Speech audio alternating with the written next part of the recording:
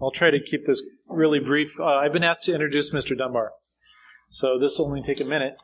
I'd like to ask everyone a favor for the Dunbars.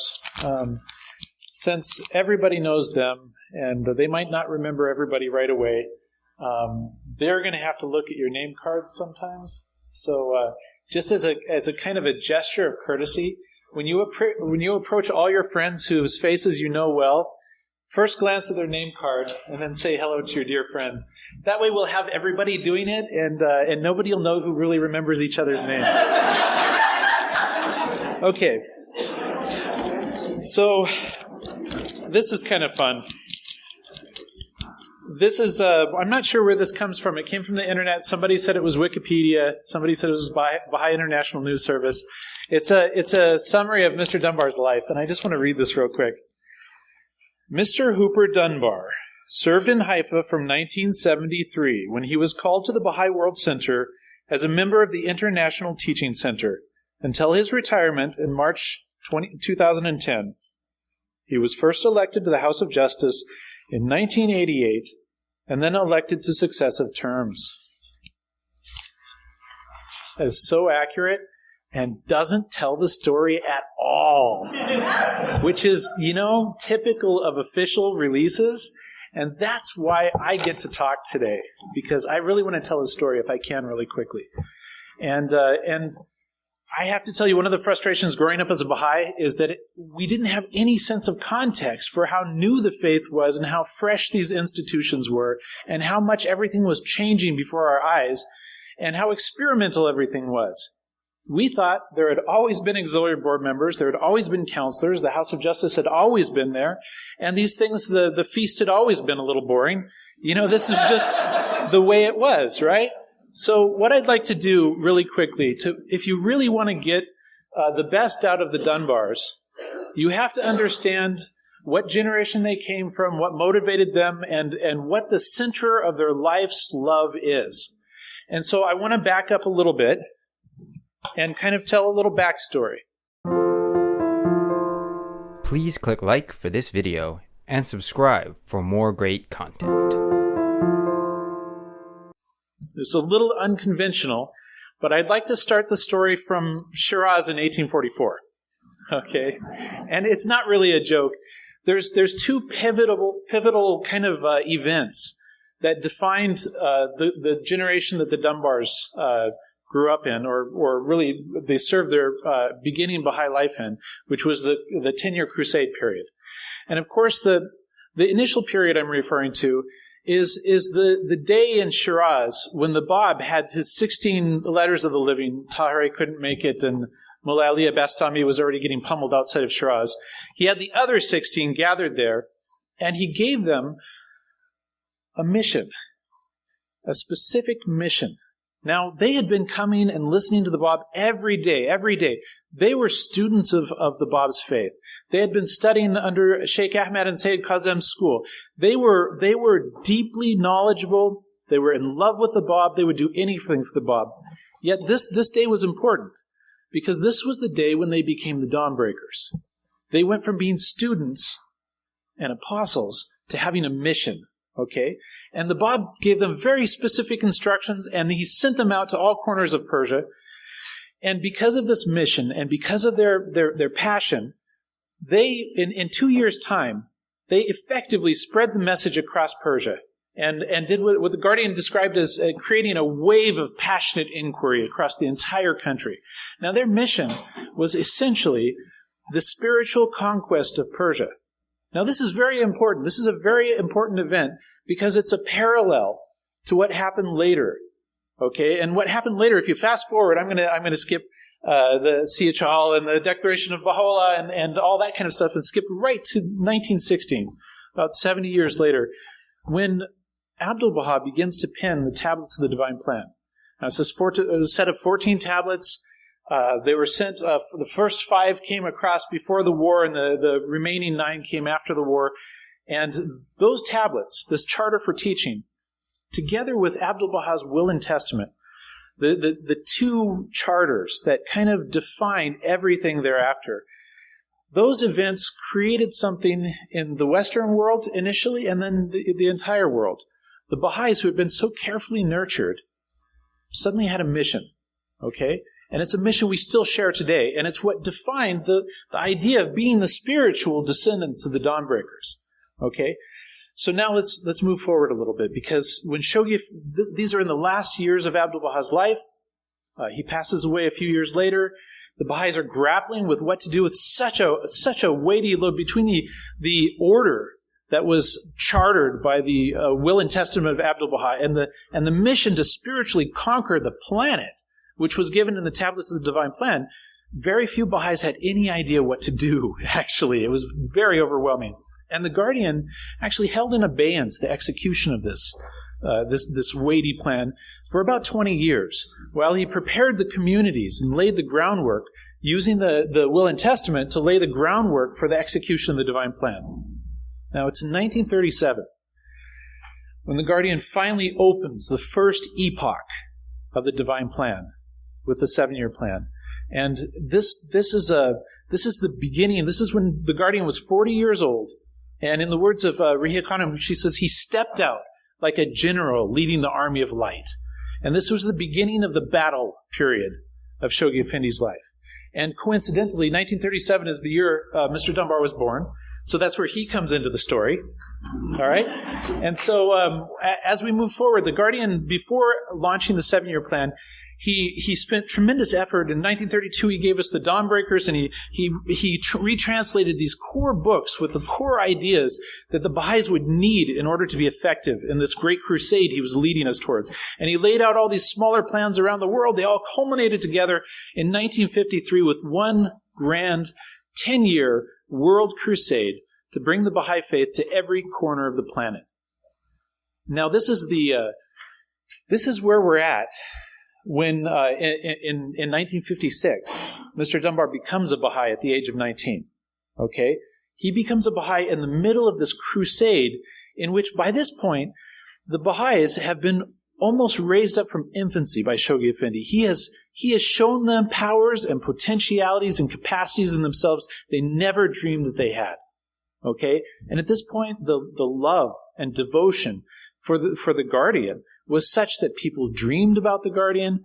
People had visions of the Guardian. People would do anything to please the Guardian. Okay, it's hard for my generation to understand and imagine how loyal and dedicated the Baha'is were to Shoghi Effendi at that time, and how he really was the general that was leading them in this battle to bring the forces of light to the world.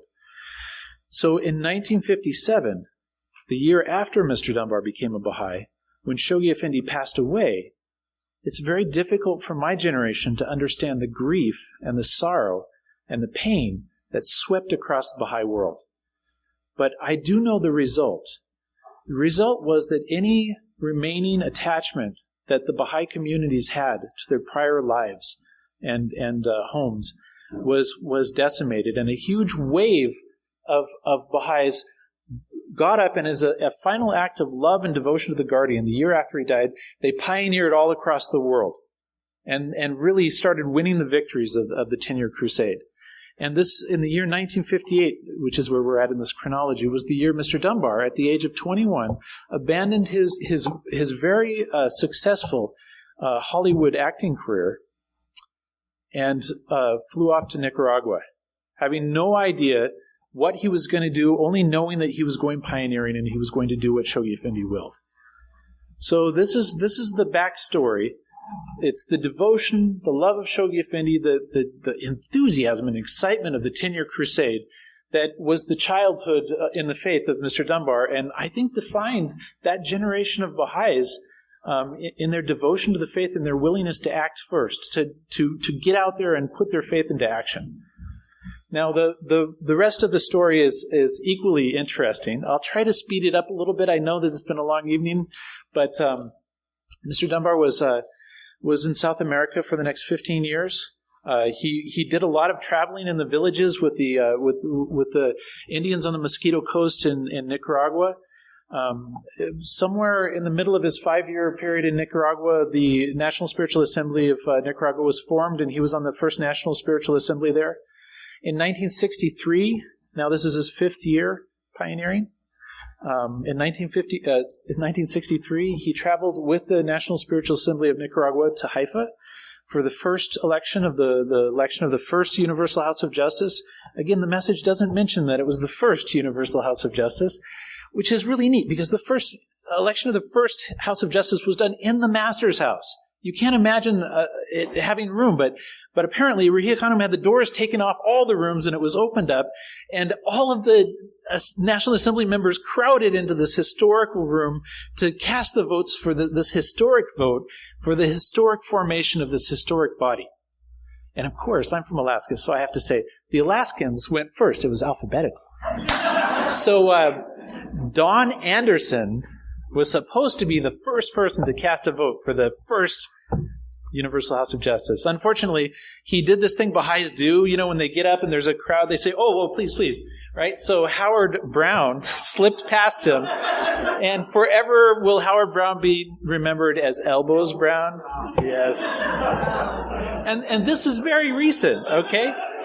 So Mr. Dunbar had already been traveling on behalf of the Hands at the time, had already, during the time of the Hands, they'd been having Mr. Dunbar travel because he was working so closely with the indigenous peoples in Nicaragua. He then was traveling through Canada and the U.S., meeting with the tribes and meeting with indigenous peoples in North America.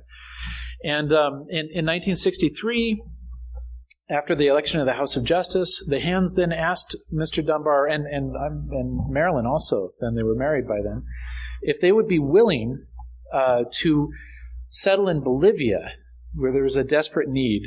And of course, they had been in an extreme hardship position, so they readily assented.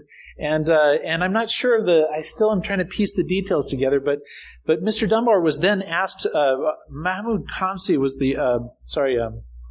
Masood was the auxiliary board member for protection in the area, and he had to return to Iran because he'd run out of money. He was supporting himself, and so he returned to earn more money. In the meantime, there was no auxiliary board member for protection for the 5 countries there, and so Mr. Dunbar found himself being sent around. And he was already running around doing things when he found out later that he'd been appointed an auxiliary board member.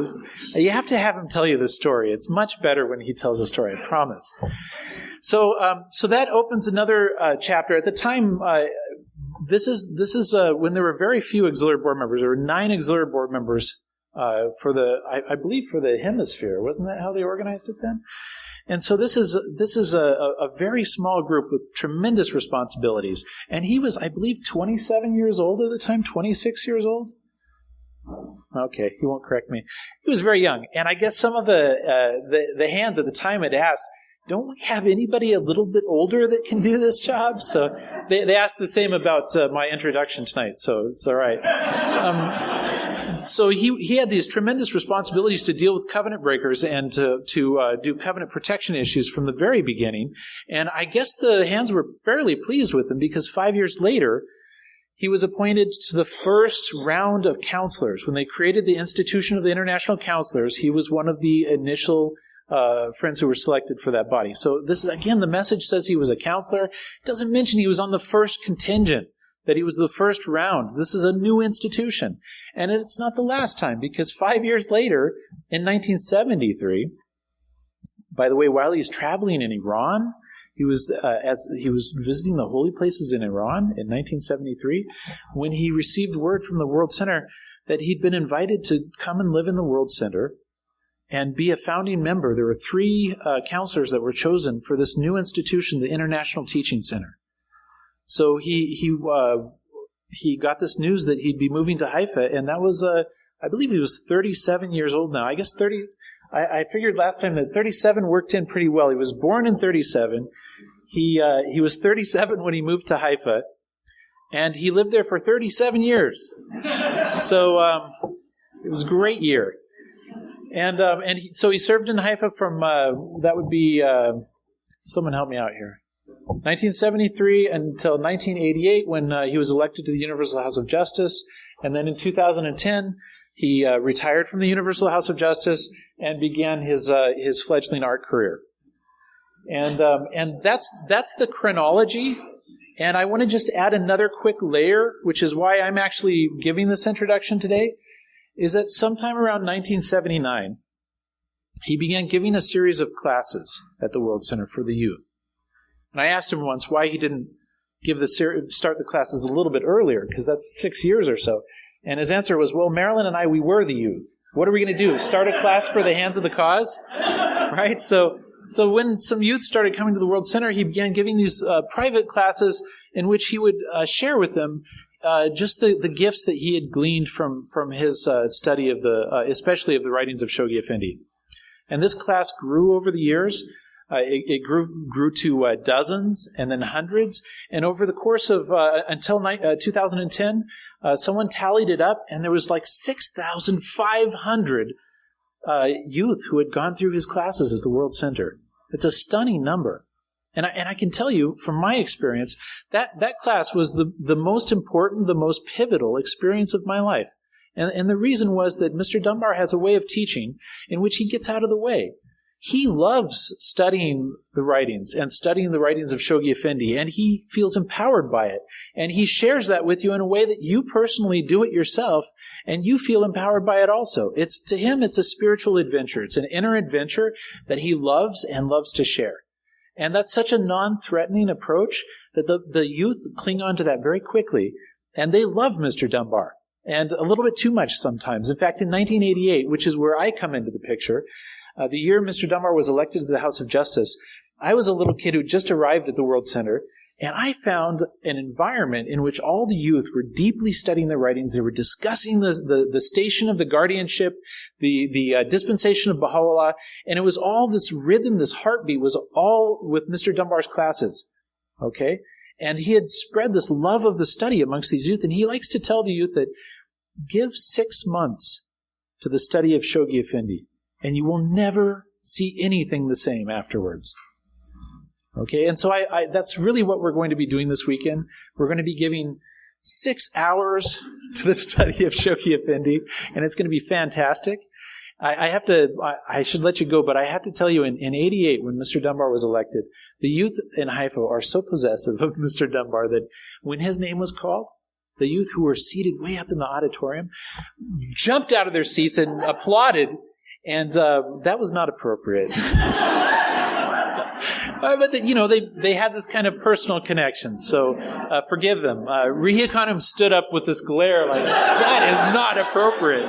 But, youth have never been, well known for being appropriate, so be it. So anyway, I just wanted to say that it's a great pleasure of mine to be here and to have the opportunity to introduce Mr. Dunbar, because so many of us have been touched by his generous sharing of his own personal adventure in the study of the Bahá'í writings. And he does it in a way that doesn't feel the slightest bit scholarly or academic. It really makes you want to take part in it. And I think that's a great gift. And I have lots of other stories, but I encourage you to take advantage of Mr. Dunbar when he doesn't look too tired. Grab him and have him tell stories. He has so many wonderful stories. I mean, Marilyn does too. Ask Marilyn about her mother's exploits in teaching in Honduras. Okay, it's amazing. So this is a real gift, and I just as an example, I in my life got a chance to shake hands with William Sears once. Okay, my little brother will never have that opportunity. The distance. I live on the edge of the generation that was the last to see the hands of the cause living. Okay? Mr. Dunbar is the last human alive to have attended a conclave of the hands. Okay? Our own ignorance of the significance of these events is the only thing that limits us from taking advantage of this weekend and asking really good questions. So I encourage you all to dredge up the good questions, corner him. I might not be giving this introduction next time. Thank you very much, and Mr. Hooper Dunbar.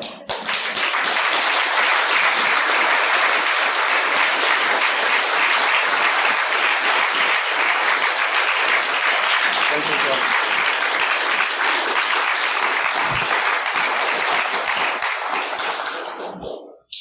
You know, when you go to the movies, they show these coming attractions, and everything about what's going to happen in the movie is exaggerated, and then you go to see the movie and you say, "Oh, well, it's so different," you know.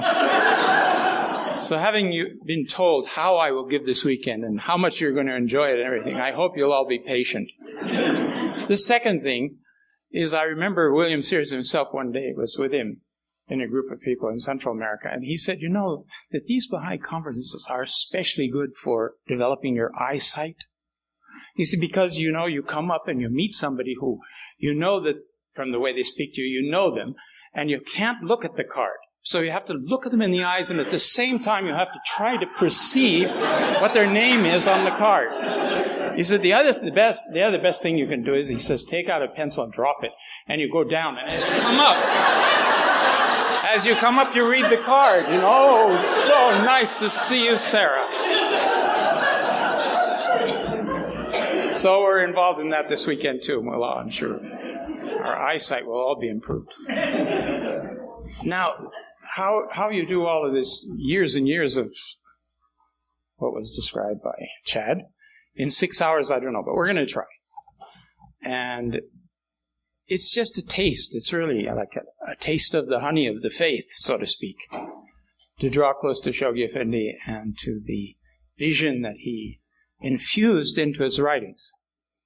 As some of you may have been aware already, or as you might have become aware in the book on the forces of our time, there's so many references to the energies and to the forces and to the dynamic character of the revelation itself, that when you start combining them together, associating them in your mind, you begin to see patterns of things that are so important. You have this burst of creative spirit in the heroic age of the faith, which Shoghi Effendi said then during the formative age of the faith was a dynamic element that gradually crystallized in the consciousness of the Baha'is and in the world into the institutions of the administrative order, which then those institutions serve as channels for a greater outpouring of the potentialities infused into the world by the Bab and Baha'u'llah.